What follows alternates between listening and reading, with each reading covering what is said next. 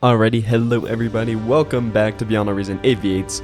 We are here on Aeroplanum version 0.91, and what a beautiful map it is. Very Mars-like inspired, I'd say. We've got these star-shaped craters creating very nice little outcrops for cannons or whatever else you want to put on these platforms up here. Of course, you also have the two platforms in the back helping to support our air or eco players, whoever they may be. And yeah, let's just get into it. So we're taking a little bit of a turn today away from the usual. I'm going to be doing what they call like a Bronze League Heroes match, or like a regular Joe's match, right? We just got regular people here playing. We do have some higher rated players like Zeron and Spiral, but that's still like pretty middle of the road as far as Beyond No Reason goes, right? You start at 20 OS, and most people tend to fall below that pretty quick if they're new, which is how it is intended to be. And so yeah, a lot of new players here. This video isn't meant to bash anybody. A lot of plays made in this game are fantastic, and I'm excited to see them play out. However, you know, there's also a lot to be improved here. So if you're new, watch this video through and through, me going over some few tips and tricks, what to do, what not to do. But most importantly, we're just going to be trying to have a little bit of fun here. All right, so leading our cool colored team is going to be Spiral here from Poland, 24TS. Seems to be doing all right for themselves, going for that aircraft plant, aircraft factory. Helping Spiral here is playing Field in the green, playing Armada, going for that bot lab start. On the opposite side of the map here, we do have Zeron in the red, going to be playing Armada with that Armada vehicle lab. TS28 from Poland as well. Funny how that works out. Or Indonesia. I think it's Poland though. And then in the yellow here, helping Zeron, we have Poppins from America, 18TS. Okay, so although that's just a little bit misleading. They are incredibly new, it looks like, one chevron. So sometimes, you know, when you're really new, the numbers don't exactly match up with how skilled you're supposed to be. But, you know, again, it's not a big deal here. What is a big deal is that there are no aircraft starts for our warm colored team here on the left side of the map, which is going to put them at a severe disadvantage if, for instance, a whirlwind bomber from Spiral is heading their way, which coincidentally one seems to be, oh, never mind, turning around. Okay, interesting. Not sure why you do that. Another advantage of having an aircraft plant start for your team in these big 8v8s is that you're able to produce these transports here, the Hercules, that can transport your friendly commanders all the way to the middle of the map here, able to get them, you know, a quicker start, grab those mexes more in the middle that should have been contested but wouldn't be. But unfortunately, we're not going to be seeing that done either. So there's a couple ways that you can start as an aircraft player.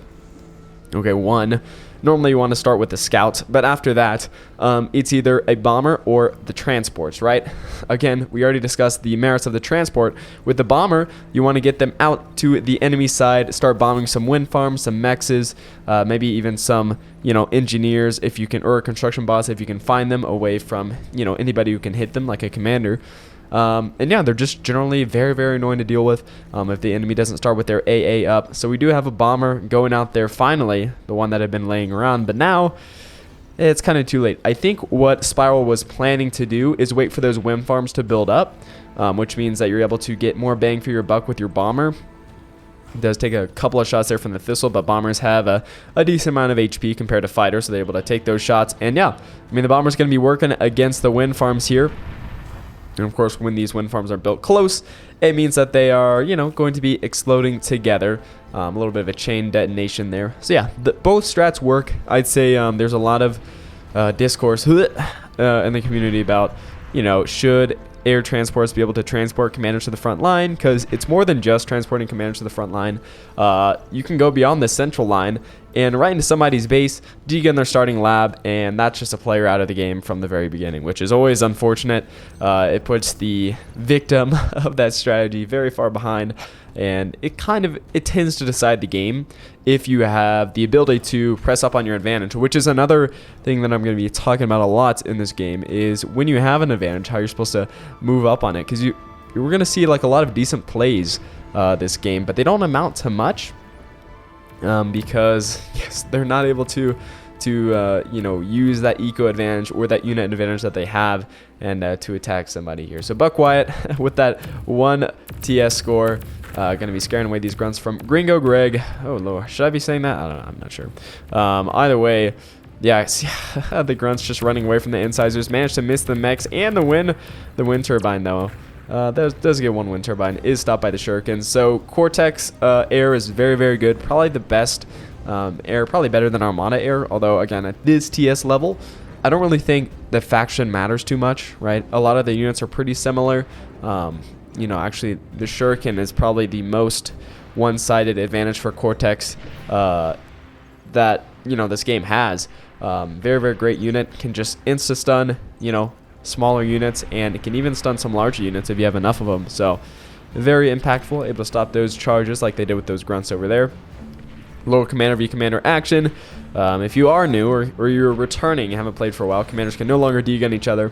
I've gotten a couple comments, or I've more seen some gameplay of people trying to D-gun an enemy commander. And even on the subreddit, people are like, I don't understand. Do D-guns just not do any damage anymore after they try to D-gun enemy commanders? But this is very good from Wildlife here.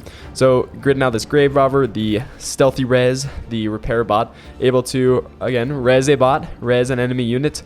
Yeah, only at the cost of energy, which is super, super good because pawns normally cost metal as well. And energy, normally you have in abundance. The wind speed 0 to 18 here, currently at a 14 high there. So yeah, energy should be in abundance on this map. Not too worried about that. And also, people might tend to overproduce energy just a little bit, which is much, much better than underproducing it, that's for sure. A little bit of a battle going on here. Brutes attacking our poor player Johnson. Commander gonna be going down there.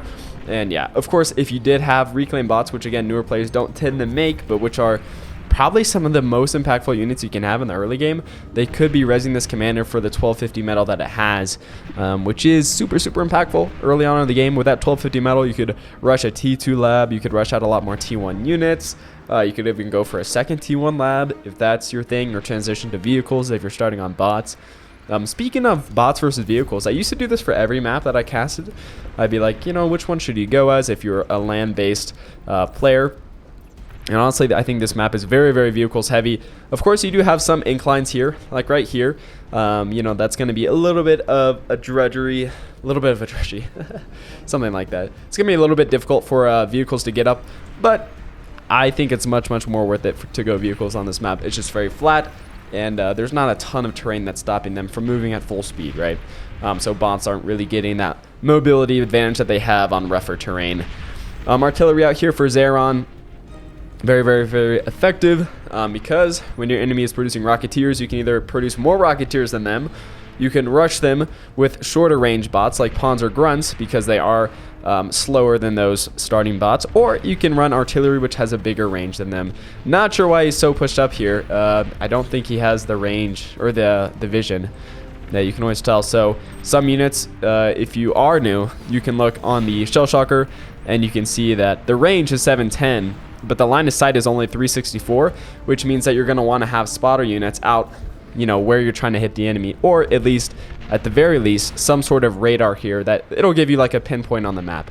So if we look at player view, all of these like dots here, this is from radar, right? So you're able to kind of see where stuff is, but it's a little bit inaccurate until you start getting some of these upgrade buildings in T2 that makes it more accurate. So there you go. That's a little dichotomy between the rocket bot, right? How you beat mass rocket bots in the early game. So this is what I want to talk about. There is no air player for the warm colored team, and there is one for the cool colored team. And not only that, it is the best player on their entire team and one of the best in the lobby. And yeah, all they're making is fighters.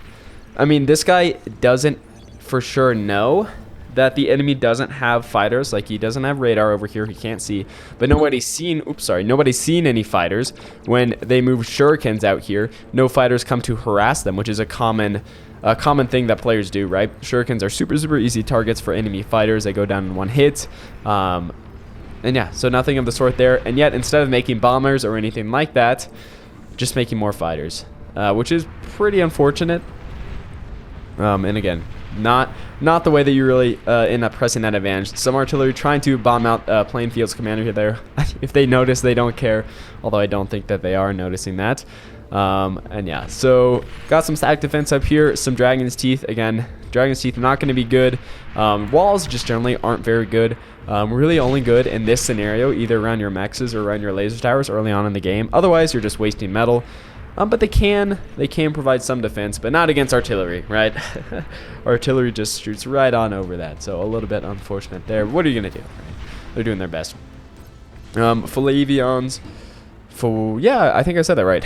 Gonna be retreating here. Almost distracting there, but not quite. Bavarian Barbarian, which is actually a great username. I'm gonna be sitting up here. Yeah, again, with the defenses here, with the Wardens. Like, Wardens, of course, are great, and if you know you're gonna be attacked here, but you're not even at this central line. You're not necessarily even getting 2v1'd here. So I think the defenses are unnecessary. I mean, that's 480 metal for each one, and even another one coming up.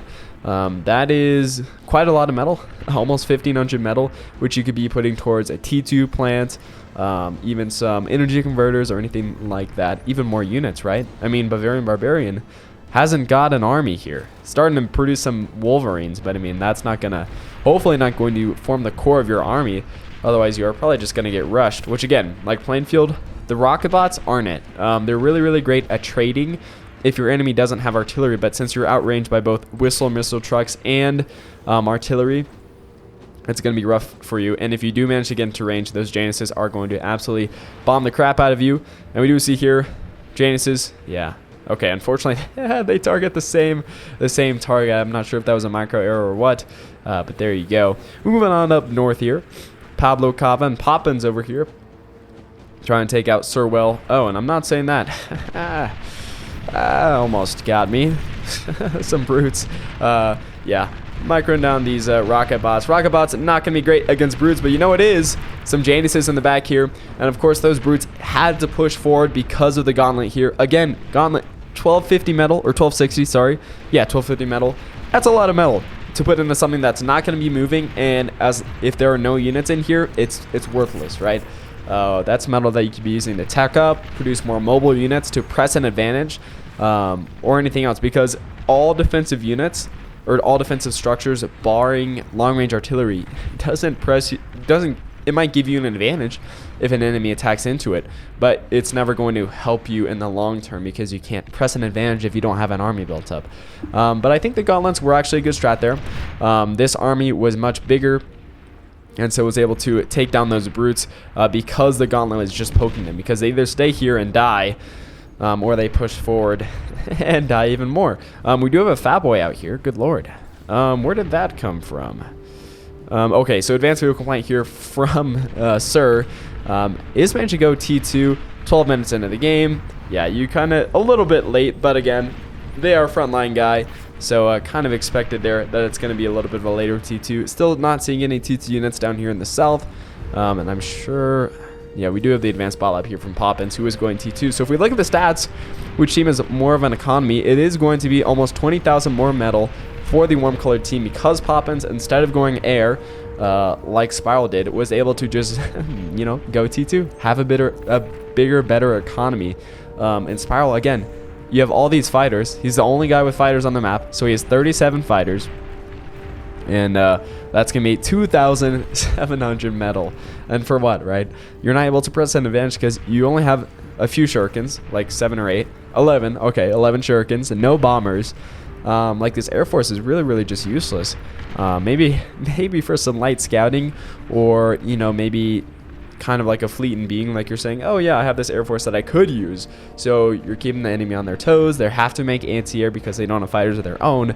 But I'm going to be honest, I don't think it's a conscious decision, which I think is a little bit unfortunate. But what are you going to do? Just the way the game is played, I guess. Yeah, just more fighters coming out to no end.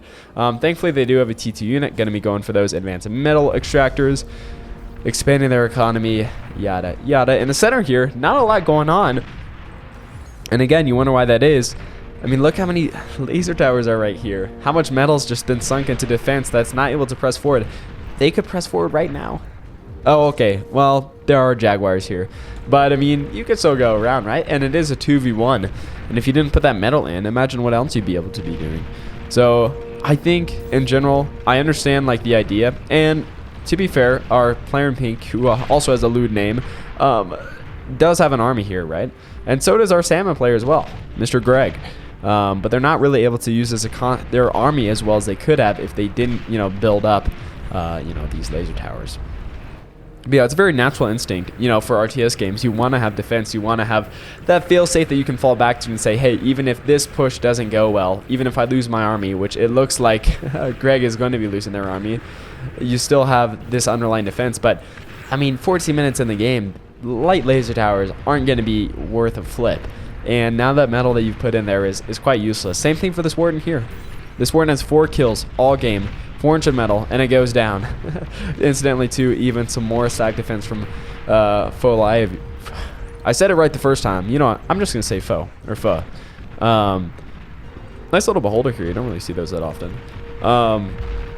Yeah, and even more agitators being built. This is 2400 metal, 36 if this goes up. That is a whole T2 lab. They already do have a T2 lab, thankfully.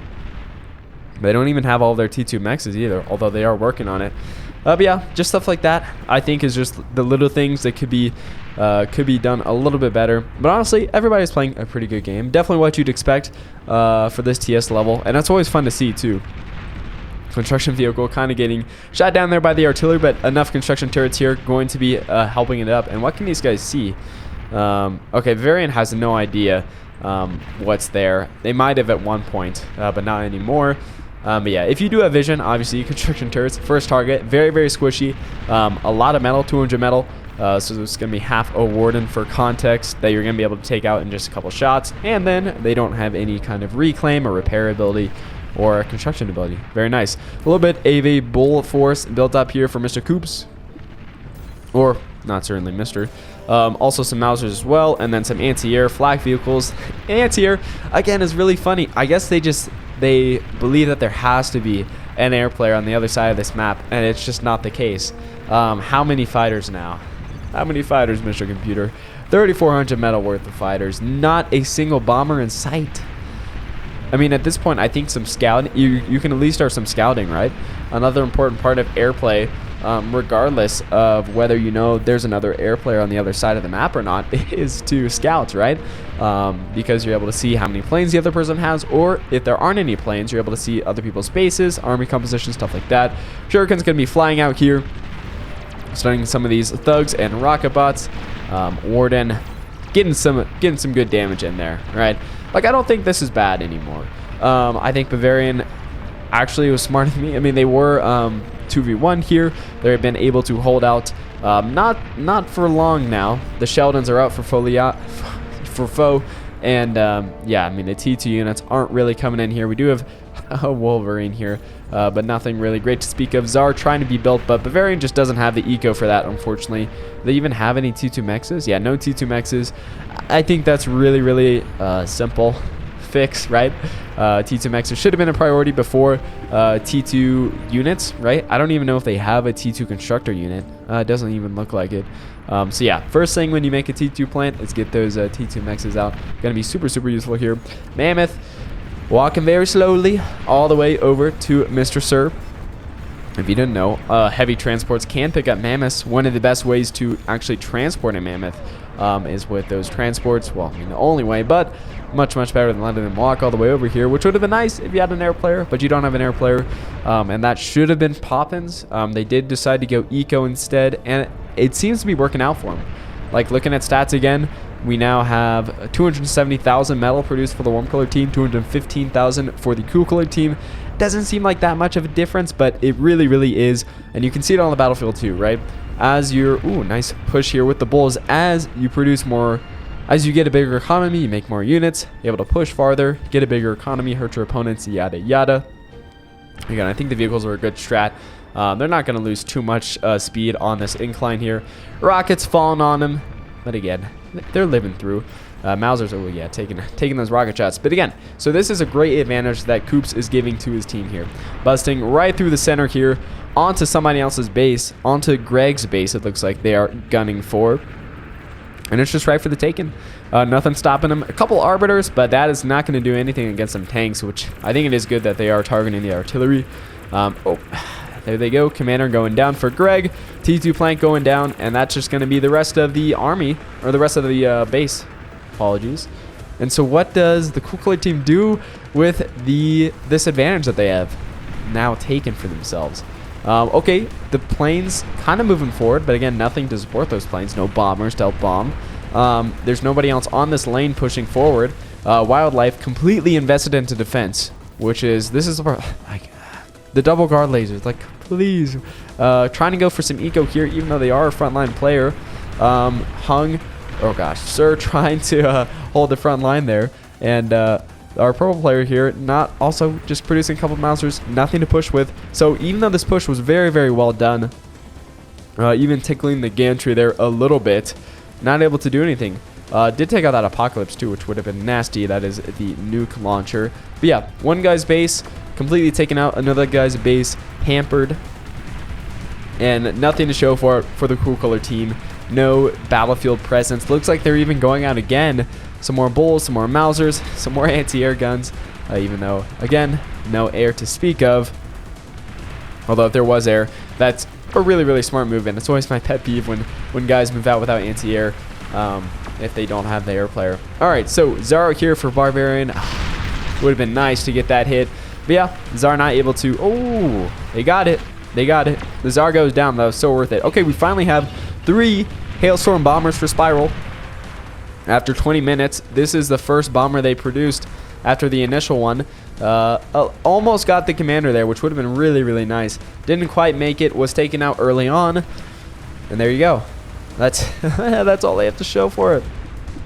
It's really, really unfortunate. I know they know like what to do, but I think it's just like they're just not entirely sure what's up yet, I think. And once you get into a habit of just making fighters, trying to make more fighters than the other air player, stuff like that, or maybe they're not even used to playing air, I think it just gets ingrained eventually. But yeah, the second attack for Coops didn't go so well.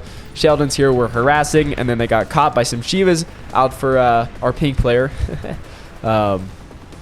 who was doing very, very well for themselves. Got a couple Avises out here, another one almost built, and yeah, Shiva's out on the line, gonna significantly help the warm colored team. Like, this is a tangible advantage that they now have, because they've had this economy lead like the whole game. Starting off because, you know, Spiral didn't go eco, which of course they didn't know about, but more because Poppins went eco. They had that eco advantage because they're able to take more ground. In the early game, they had the eco advantage, and then yeah, just keeps compounding and compounding. So unfortunately, we didn't see anybody take an advantage like this. We didn't see the air player take this advantage with their air force, and we also saw a lot of potential being wasted in defenses like this, which is really unfortunate. Like, Wildlife has a great eco. They have, well, it's quite hard to tell because of the reclaim, but they have roundabouts over 100 metal if they were at full energy production, which they're about to be in a couple minutes here. But they have no army on the field, right? They got some exploiters, some double guard laser towers, but again, 22 minutes in the game, those aren't going to do anything against T2 units or T3 units. Although hopefully those double guard lasers won't even be coming into contact with a T3 unit. Zeron's commander kind of going down here. Does manage to cloak and get away though. Starting some T1 spam. I'm very, very much on the front line here. Unfortunately, Plainfield just hasn't been able to break this stalemate here. Zeron's done a great job by placing everything up here. It's like they're defending right at their home base, which is a huge, huge advantage because now you have all of your units right here, ready to access whenever you need them, instead of having to walk them all the way from the back of the map, you know, to the middle. All right.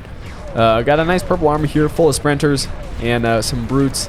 Hopefully those sprinters can go and do something, but yeah, with AoE damage from the Shivas, not looking too great for him. Yeah, sprinters have very, very low health, even though they are a T2 unit, so you really, really want to spread them out unless you do have a clear path where you're not going to be detected.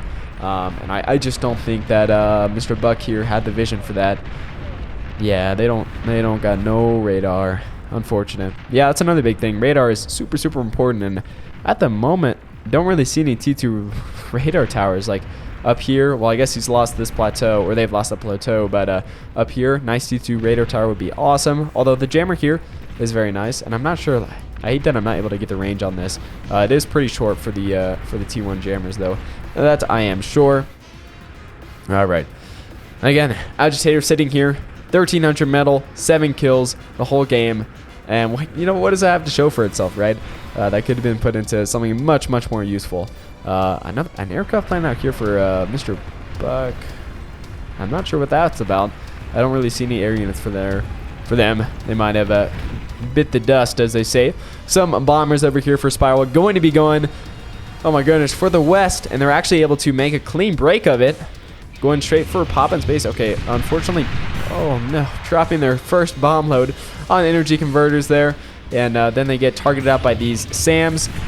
Oh man, not quite enough for them to take out that APHIS. Really unfortunate. Imagine if all these fighters had gone towards some more bombers, right? Oh my gosh, even T2 fighters out now. T2 fighters out for Spiral, and they know that the enemy doesn't have any air power. This is where the airplanes would be coming from. They just scouted that with the bombers, and yet there they are. All right, so some dragons coming out here, though. Not exactly the quick attack unit that bombers are. Not able to get that big eco damage, but they are great for the front line, which the Cool Color team desperately needs, seeing as they are losing the front line pretty heavily here. Plainfield really putting up a great defense with these hounds, doing a fantastic job. 61 kills with 31 hounds. Seems to be a good trade-off for me, even though those may have been just some lighter units.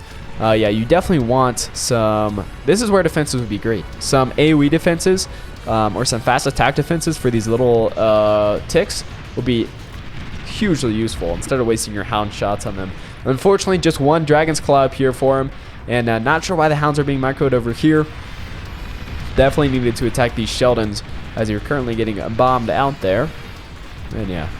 But hey, I think Plainfield's put up a great fight. Honestly, everyone's done fantastic, but not looking too hot for the Cool Color team, to say the least. Back to the stats screen. Almost 600,000 eco for the Warm Color team. 435 for the Cool Color team. That disparity just keeps growing. Beyond a Reason is very much a snowball game. I think probably not to its credit, unfortunately, although that is just how RTS games are played. Once you have an advantage on your opponent, it's easier to get the next advantage and the next and the next. But yeah, it's about what you do with both your defense advantage and the information advantage you have when you're being attacked, that you can, try to claw back. But yeah, not happen for the Cool Color team, even with Coop's great play with those bulls. Just not able to make it happen, unfortunately. I just don't think they have the eco for making a lot of those great plays that we saw there. And now the Shivas are coming up. No T3 units to speak of for the Cool Color team, I don't believe. You hate to see it, but it is that way. Fat Boy's getting some good shots in here from Plainfield. Yeah, Fat Boys and then the Hounds. Very nice, yeah. Absolutely decimating these Sheldons. I actually like the Sheldons intermixed with the Grunts. I think the Grunts could be, yeah, there we go. Even microed a little bit more in the front line, and they are. Fantastic little meat shield here that, yeah, I think is being used to great effect there.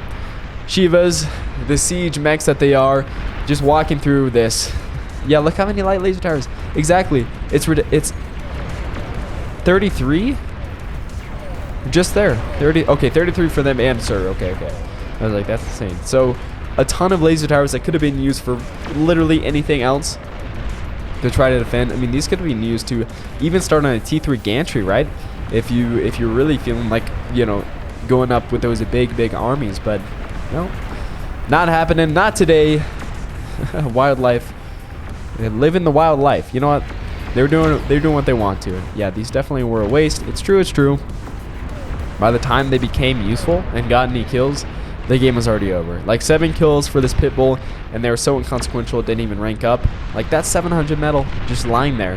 Yeah. Oh well. Only so much that you can do with hindsight, right? Hindsight's 20/20. And again, everybody makes mistakes. If somebody looked up my gameplay, I think they'd have even more things to say. So again, it's not like a bashing. But, just something to keep in mind. If you're new, defenses are great if you are getting 2v1 or you need to, really establish your defender advantage when you're being pressured by an attack. But as soon as the attack is over, you can always reclaim those defenses. You can always put those defenses into, an army that's more mobile. If you aren't being attacked, no need to make defenses preemptively like that. Put them into an army that's actually mobile. Going to be much more useful for them. Because think about it. If you have like 10,000 metal, you can spread it all over this line with defenses, or you can group it up like this, and when you see an enemy attack here, you can move all your 10,000 metal right here instead of putting, you know, 1,000 here, 1,000 here, another light laser tower, another warden, you know, etc. But yeah, as you may have been able to tell, this game is over. The demons, oh no, have broken through. Our favorite Optimus Prime coal rolling trucks breaking through the defenses of wildlife. And yeah, even though the dragons, I actually like that play from Spiral.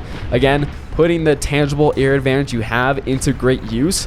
It's too little too late, unfortunately. 3 dragons, unless they're able to sneak their way all the way over here and down the line, aren't going to be changing a thing about this game's outcome.